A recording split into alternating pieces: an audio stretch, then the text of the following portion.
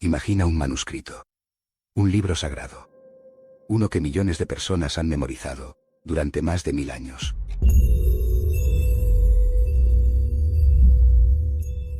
Un texto que, dicen sus seguidores, no ha cambiado ni una sola letra desde que apareció por primera vez. Para muchos, es la guía definitiva para vivir. Para otros, es un misterio histórico y literario que ha dado forma a civilizaciones enteras. Este libro no es un cuento olvidado. No es una leyenda. Es el Corán, un texto que ha dibujado los mapas de imperios, ha creado leyes, ha definido culturas y ha tocado el corazón de incontables personas. Pero, ¿qué es exactamente el Corán? ¿Cómo nació? ¿Qué contiene entre sus páginas? ¿Y por qué sigue siendo tan importante en el siglo XXI? Acompáñanos en un viaje para entender los orígenes, el mensaje y el legado de uno de los libros más leídos y debatidos de toda la historia.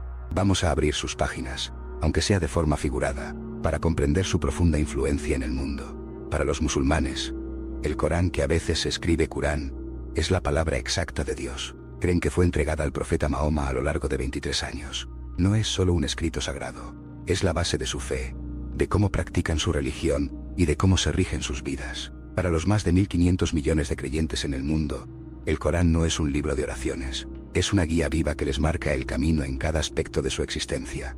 El Corán está organizado en 114 capítulos, a los que se llama suras. Estos capítulos tocan muchos temas, desde la idea de un solo Dios, hasta normas de conducta, leyes para la sociedad y principios para el espíritu. Su importancia para el Islam es enorme.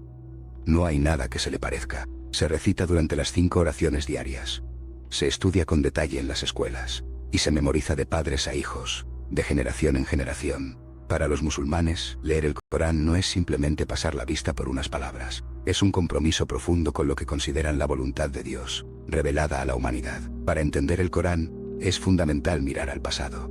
Regresemos al siglo VI. La península arábiga, un vasto territorio de desierto y montañas, estaba habitada por tribus. Algunas eran nómadas, moviéndose con sus rebaños de camellos y cabras por las dunas. Otras vivían en asentamientos fijos, casas de adobe y piedra. Estaban unidas más por los lazos de sangre entre familias y clanes que por un gobierno central o leyes compartidas. Los hombres llevaban sus espadas y se peleaban a menudo por el agua o el honor. La Meca, la ciudad donde nació Mahoma, era un lugar clave. Era un gran centro para el comercio, con caravanas de comerciantes que llegaban cargadas de especias y telas de tierras lejanas. Pero también era un centro religioso. En su corazón se alzaba la Kaaba, un antiguo edificio de piedra. Dentro, y alrededor, se veneraban decenas de ídolos de piedra y madera, cada uno representando a un dios diferente. Era un lugar donde la gente creía en muchos dioses, un politeísmo muy arraigado en la vida diaria. La sociedad árabe de aquella época era dura. Había mucha desigualdad, con ricos mercaderes acumulando grandes riquezas y familias enteras viviendo en la pobreza. La violencia entre tribus era común, y la justicia era a menudo una cuestión de venganza. La gente se postraba ante figuras de piedra, creyendo que podían ayudarles o castigarles. Y las clases sociales estaban muy marcadas, como los peldaños de una escalera, donde cambiar de posición era casi imposible. Aunque en la región había pequeñas comunidades de judíos y cristianos, con sus sinagogas y sus iglesias sencillas, la creencia en un solo Dios no era lo más habitual. La mayoría de la gente vivía bajo la tradición oral. Las historias, las leyes y la sabiduría se contaban de boca en boca, alrededor de hogueras en la noche o en los mercados llenos de ruido. Fue en este ambiente, con sus luces y sus sombras, donde surgió Mahoma. Era un hombre con un mensaje que, para muchos, fue revolucionario. Su idea principal era simple y poderosa. Existe un único Dios, justo y misericordioso. Y no solo pedía a la gente que cambiara lo que creía, sino también cómo se comportaba en su día a día. Quería una transformación, tanto personal como colectiva, para que la sociedad fuese más justa. Según las historias islámicas, todo comenzó de forma muy humilde. En una cueva llamada Hira. Esta cueva estaba en una de las áridas montañas rocosas que rodean la Meca. Mahoma, que entonces tenía unos 40 años y trabajaba como comerciante, solía retirarse allí. Se sentaba solo, entre las rocas, buscando silencio y paz. Le preocupaba mucho la corrupción y la injusticia que veía en su ciudad. En una de esas noches de retiro, la tradición dice que recibió la primera revelación. En la oscuridad de la cueva, apareció ante él el ángel Gabriel.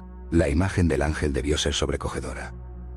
El ángel le dio una orden clara, y Mahoma, según los relatos, no sabía leer ni escribir. Debió ser una experiencia que le cambió por completo. Este momento marcó el inicio de una serie de revelaciones que seguirían llegando hasta el día de su muerte, más de 2 décadas después. Mahoma no escribía las palabras que recibía. Él las recitaba a sus primeros seguidores, y ellos, sentados a su alrededor, escuchaban con atención y memorizaban cada frase. Esas primeras frases, llamadas aleyas, hablaban de la creación del universo, de la inmensa misericordia de Dios y de la responsabilidad moral que tenemos como seres humanos. Era el comienzo de un mensaje que iba a cambiar el mundo. Un mensaje que se extendería como una ola desde el desierto. Durante la vida del profeta Mahoma, el Corán no existía como un libro encuadernado tal como lo conocemos hoy. Sus palabras eran como hilos de oro en la memoria de sus seguidores, a quienes se les conocía como hafiz, o guardianes. Pero no solo confiaban en la memoria. Las palabras también se escribían. Se utilizaban los materiales que estaban a mano, huesos de camello planos, hochas anchas de palmeras secas, o trozos de cuero curtido. No eran libros, sino fragmentos dispersos. La transmisión oral era fundamental. Los creyentes recitaban el Corán en voz alta. La entonación, el ritmo de las palabras y la precisión de cada letra eran cruciales para asegurar que el mensaje no cambiara. Los musulmanes creen que cada palabra, cada sonido, fue conservado de esta manera, sin ninguna alteración. Era un pacto de memoria y fe. Sin embargo, tras la muerte del profeta en el año 632, surgió una necesidad urgente. Muchos de los que habían memorizado el Corán morían en batallas. Había que asegurarse de que el mensaje perdurara en una forma escrita única. Bajo el liderazgo del primer califa, Abu Bakr, se inició la primera gran recopilación formal. Hombres sabios y escribas se sentaron, recogiendo los fragmentos dispersos y comparando las memorias de los compañeros del profeta. Fue un trabajo delicado, como juntar las piezas de un mosaico sagrado. Más tarde, durante el gobierno del tercer califa, Uthman, se dio un paso más. Vieron que aunque los creyentes compartían el mismo mensaje, había pequeñas diferencias en la forma de escribir o recitar algunas partes. Para evitar que el texto se dividiera en distintas versiones, Uthman ordenó una estandarización. Se creó una versión oficial, cuidadosa y revisada. De esta copia maestra se hicieron varias réplicas, con tinta negra sobre pergaminos de alta calidad. Estas copias se enviaron a las principales ciudades del nuevo y creciente imperio islámico: Damasco, Kufa, Basora y la propia Meca. Las versiones que no coincidían con la oficial se retiraron y se destruyeron para asegurar la unidad del texto. Este proceso marcó el nacimiento del Corán como un texto unificado, un libro físico que se podía tocar, leer y compartir. El Corán se compone de 114 suras, o capítulos. La longitud de estas suras es muy variada. Algunas son muy cortas, apenas 3 versículos o aleyas. Otras son muy largas, con más de 200 versículos. Es importante saber que el Corán no está ordenado como un libro de historia. No sigue un orden cronológico. En cambio, las suras están organizadas de forma aproximada por su extensión. Las más largas suelen estar al principio, y las más breves, al final. Esta disposición no busca contar una historia lineal, sino que gira alrededor de temas clave que se repiten una y otra vez. Habla de la fe, de la importancia de la justicia, del juicio final y de la infinita misericordia de Dios. Su contenido es muy amplio. Incluye relatos de profetas que vinieron antes, como Moisés, Abraham y Jesús, figuras conocidas también en otras tradiciones. Invita a reflexionar sobre la belleza y la complejidad de la naturaleza, las montañas, los ríos, las estrellas en el cielo. Da directrices morales sobre cómo vivir. Establece mandatos para la sociedad y presenta normas jurídicas. Aunque el Corán contiene reglas y leyes, no es solo un libro de leyes. Es una guía espiritual.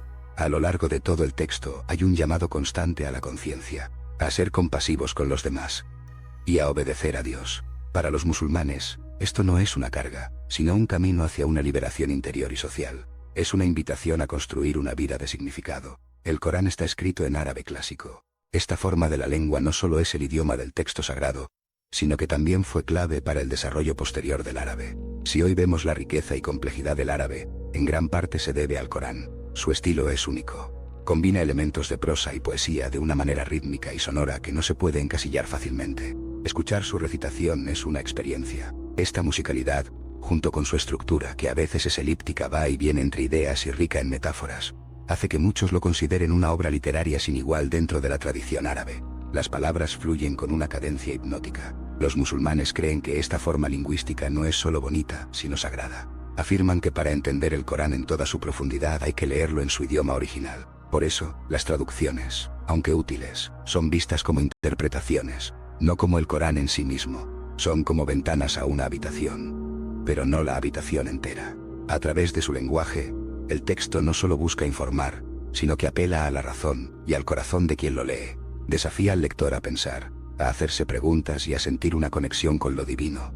Todo a través de la experiencia de esas palabras reveladas. Es un viaje lingüístico y espiritual. Para los musulmanes, el Corán no es simplemente un libro que se guarda en una estantería o que se estudia en un aula. Es una guía que se vive día a día. Está presente en las 5 oraciones diarias, donde sus versos se recitan de pie, inclinados y postrados. Forma parte de las ceremonias religiosas, desde bodas que unen a dos familias hasta ritos funerarios que despiden a un ser querido. Está en los momentos de alegría y en los de duelo, como un ancla en la vida. Muchos creyentes memorizan grandes secciones del Corán. Algunos incluso memorizan el texto completo. Para ellos, es un acto de gran devoción, un camino para mantener la palabra de Dios viva en sus mentes y corazones. Esta práctica, que se ha transmitido de una generación a otra durante siglos, ha sido clave para que el Corán se preserve con una fidelidad asombrosa. Padres enseñan a sus hijos, y esos hijos a los suyos, manteniendo la cadena ininterrumpida. Además, el Corán influye en muchos aspectos de la sociedad. Marca la educación de los niños y jóvenes, definiendo qué se aprende y cómo. Sus principios se reflejan en el derecho y la justicia de muchos países. Afecta a la política y a la ética personal, guiando las decisiones de millones de personas. La interpretación del Corán, conocida como exégesis o tafsir, ha generado una enorme tradición de pensamiento teológico y filosófico. Estudiosos dedican sus vidas a desentrañar sus significados. A lo largo de la historia, su mensaje ha inspirado movimientos espirituales que han buscado una mayor cercanía a lo divino. Ha motivado reformas sociales que han buscado más justicia y equidad. Y ha sido la fuente de incontables obras artísticas, desde la caligrafía que decora mezquitas hasta la poesía y la arquitectura. En la vida cotidiana, sus versos son recitados por millones de personas. Son un recordatorio constante de la presencia de Dios y de la responsabilidad que cada ser humano tiene en este mundo. Hoy en día, el Corán está al alcance de la gente en más de 100 idiomas. Puedes encontrarlo en libros impresos, en aplicaciones para el móvil o en páginas web. Aunque los musulmanes rezan y recitan en árabe, las traducciones han permitido que personas de todas partes del mundo puedan acercarse a su mensaje. Estas versiones son herramientas muy valiosas para el estudio, pero siempre se advierte que el texto original en árabe es insustituible. Solo en árabe se puede captar toda su profundidad y su precisión. Es como intentar entender una pintura famosa viendo solo una fotografía. En el mundo académico, el Corán es un objeto de estudio intenso. Historiadores lo analizan para entender el nacimiento de una civilización. Lingüistas estudian su impacto en el árabe. Filósofos exploran sus ideas, y expertos en estudios religiosos lo comparan con otros textos sagrados. Hay bibliotecas llenas de libros dedicados solo al Corán. Mientras tanto, en países y contextos donde no predomina la cultura musulmana, las opiniones sobre el Corán son variadas. Algunas personas lo ven con curiosidad, buscando entender una cultura diferente. Otras lo miran con recelo, influenciadas por noticias o estereotipos. Las interpretaciones extremas, que a veces aparecen en los medios, y los debates actuales, han llevado a lecturas muy polémicas, pero también han abierto puertas a diálogos entre distintas religiones, buscando un entendimiento más profundo y verdadero de su alcance. A más de 1400 años de su primera revelación en aquella cueva, el Corán sigue siendo una voz viva, una fuerza activa en el mundo moderno, un texto que sigue influyendo en la vida de miles de millones de personas. El Corán no es un libro fácil de abordar, exige atención. Hay que entender el contexto en que surgió y hace falta una mente abierta. Para el creyente, es, ni más ni menos, la palabra misma de Dios.